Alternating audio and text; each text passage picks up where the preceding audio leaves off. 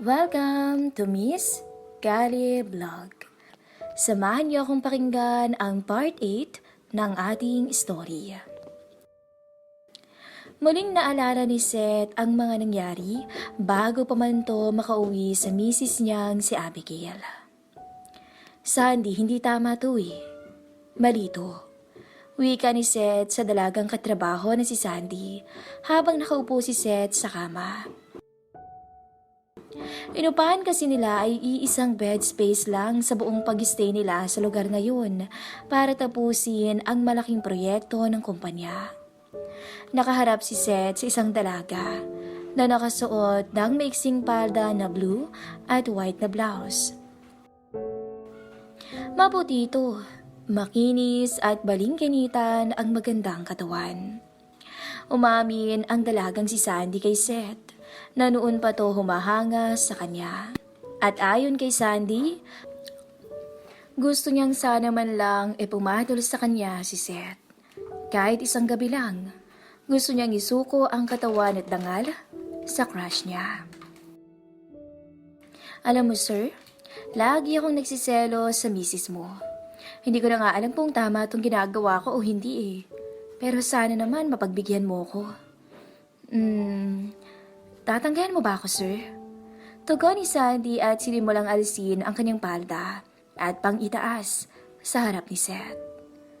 Pero Sandy, may asawa ko at hindi mo ako pwedeng tikman?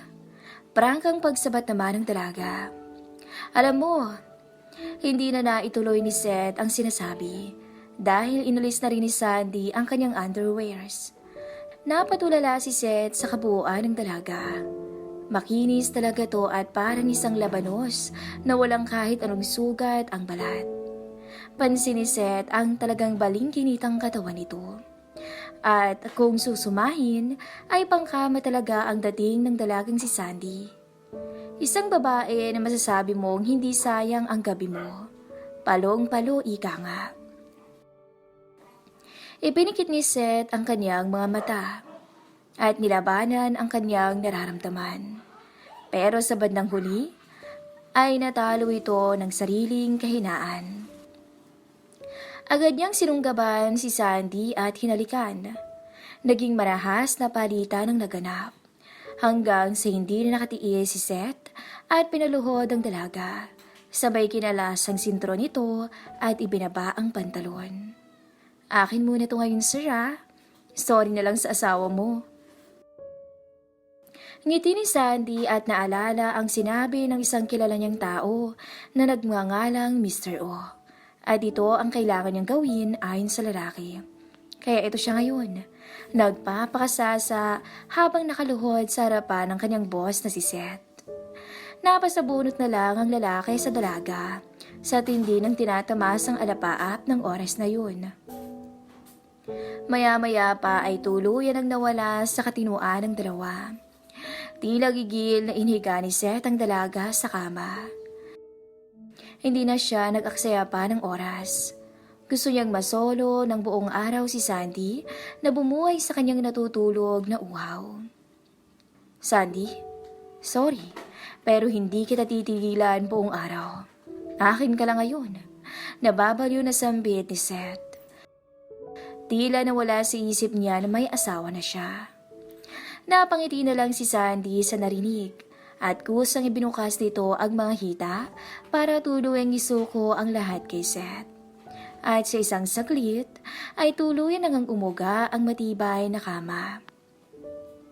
Napayakap na lang ng mahigpit si Sandy sa lalaking walang sawa siyang pinagsawaan. At halos magmakaawa ang dalaga dahil na rin sa tindi ng tinatamasa. Baliw na baliw to sa ibabaw ng kama. Sa huling pagkakataon, napayakap na lang uli si Sandy kay Seth at tuluyang ibinigay ang sarili niya sa araw na yun sa lalaking may asawa na. Dumating ang araw.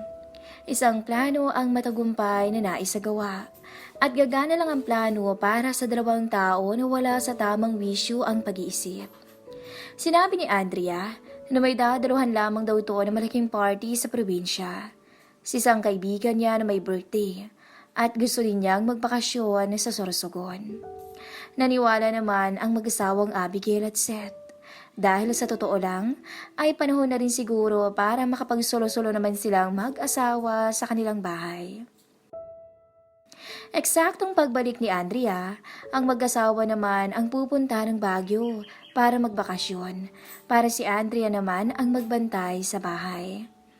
Lingid sa kaalaman ng mag-asawa, pinuntahan ni Andrea ang isang underground plastic surgery doctor na kakilala na Mr. O. Matapos lahat ng check-up, nakahanda na si Andrea sa gagawing operasyon sa kanya. Ready ka na ba, Miss Andrea? Magiging mabilis lang to. Isasagawa natin ang buong surgery ng mabilis at talagang realistic. Hindi ko alam pero kung magbago man ang isip mo ngayon, ay pwede nating hindi na ituloy ito. Wika ng doktor at inilagay sa mukha ang kanyang surgical mask. Gawin mo na, Dok. Gusto ko maging parang totoo talaga ang nunal na ilalagay mo. Hindi ko mapapaniwala ang mister ng kambal ko kung trabahong cheap lang. Sagot ni Andrea sa doktor. Okay, kung yan ang nais mo, miss, simulan na natin ang operasyon. Tugon ng doktor at sinimulang ipahiga si Andrea sa surgical bed na nakahanda sa kanya. Naramdaman ni Andrea ang panghihina matapos iturok sa kanya ng doktor ang pampatulog na may anesthesia para hindi maramdaman ang pag-drill sa mukha niya. Bago pa tuluyang mawala ng malay si Andrea, nakikinikinita na niya ang mangyayari sa binabalak niya. At nangyayari na nga to, ayon sa gusto niya. Isa na namang pagpapanggap ang mangyayari. Mauuto ni Andrea ang mister ng kapatid niya na siya si Abigail dahil parehas na parehas ang itsura nila ngayon. Maging ang pananalita at mannerisms ni Abigail ay inaral at ginawa ni Andrea.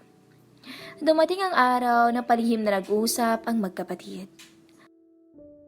Kung hindi ka papayag na makipagpaligitan sa akin, Abigail, ipapaalam ko kay Seth yung totoo.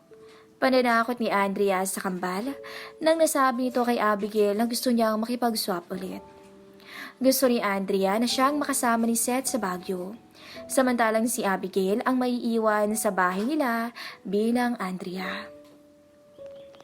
Pati din ba ikaw?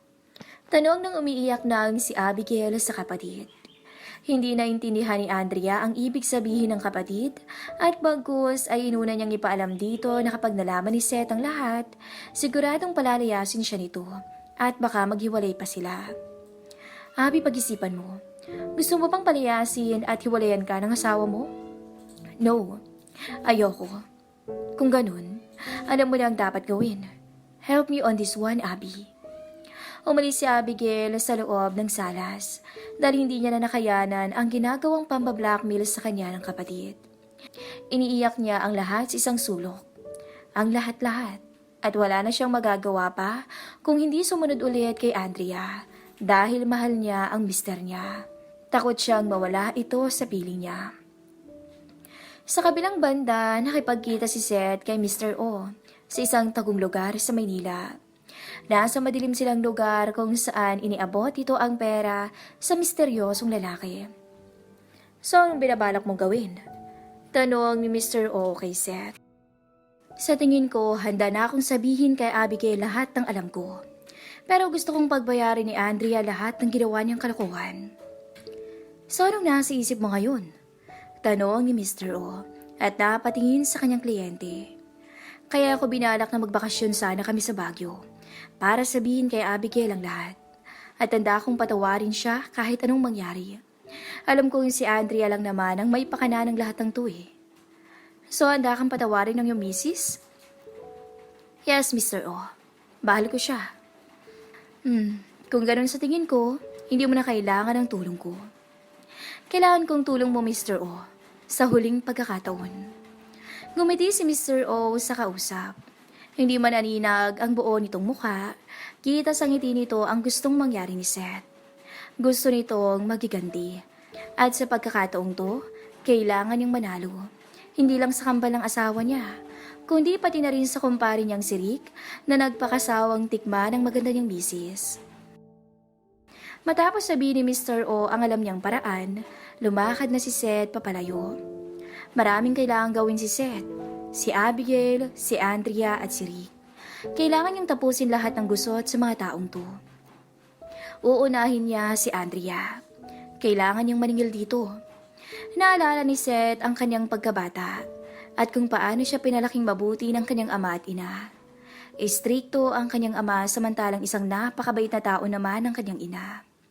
Naiintindihan niya ang pagka-istrikto ng ama dahil alam niyang gusto lamang nitong lumaki ang anak niya na may paninindigan at salita. Dad, gagawin ko kung ano ang tama. Iyon naman palagi ang tinuturo mo sa akin ng buhay ka pa, hindi ba? Mahal kita, Abigail. Pero kailangan kong harapin si Andrea. May plano si Seth para maparusahan ng gusto si Andrea. Isang bagay na hindi kailanman malilimutan ni Andrea. Ang akala ni Andrea ay hindi alam ni Seth na nag-swap na naman sila ni Abigail. This time, alam ni Seth kung ano ang gagawin. Alam din niya ang ginawa ni Andrea para baguhin ang mukha niya. At sino ang nagsabi sa kanya lahat ng plano ni Andrea? Walang iba, kundi si Mr. O. So, saan tayo? Ngiti ni Andrea habang nakasakay sa isang kotse, katabi ng nagdadrive na si Seth. Sa rest house, inupahan ko muna para sa atin. Magsa-sightseeing na siguro tayo bukas. Medyo palubog na rin ang araw eh, sagot ni Seth.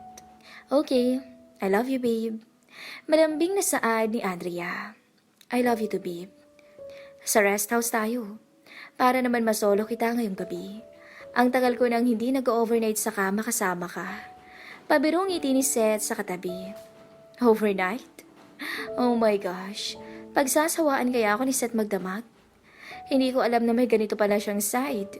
So, ibig sabihin, may oras talaga na nagpapakasasa lang sila ni Abigail sa kama. Hindi nasabi ng kapatid ko sa akin to Wika ni Andrea sa isip niya. Gawin natin mamaya, babe. Pag ando na tayo. Sagot ni Andrea at kumitito kay Seth. Samantala, hindi alam ni Abigail kung saan patutungo ang lahat. Unang-una sa kanyang buhay at pangalawa sa asawa niya. Alam niyang darating din ang panahon na malalaman ni Seth ang lahat. Pero natatakot siya sa mangyayari. Ito ang ayaw niya, ang malagay siya sa sitwasyon. Una, ayaw niyang hiwalayan siya ni Seth. At isa pa, ang kambal niyang siguradong gagamitin ang pagkatao niya bilang Abigail. Habang inaayos niya ang mga gamit sa salas, biglang tumunog ang doorbell ng kanilang gate. Tiningnan ni Abigail kung sino to mula sa bintana bago lumabas para pagbuksan ng tao. Ang inaasahan nga niya ang nasa labas na nag-aantay. Ito na naman siya. Ay, buntong hininga ni Abigail. Ang nag-doorbell ay walang iba kundi si Rick. Abangan po ang huling 2 episode ng ating story.